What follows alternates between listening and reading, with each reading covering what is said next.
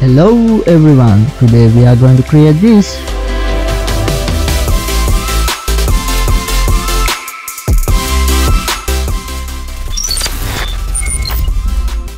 Open Davinci Resolve and import a video clip to the timeline like this.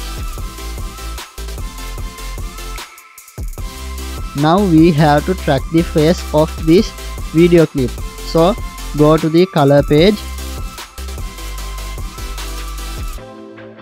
and click on this window and select the circle tracker and place it around the face that you want to track. Now you can adjust the radius of the tracker according to the need. So I am adjusting the radius of the tracker according to my footage. And go to the tracker window and click on this track forward button and wait until it has been tracked.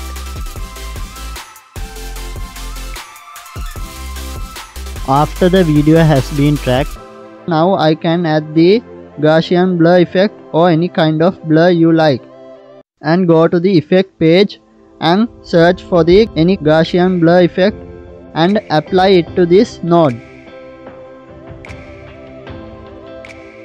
Now we have blurred the face of an object which is in motion. So like that way you can blur any kind of object or face in this method.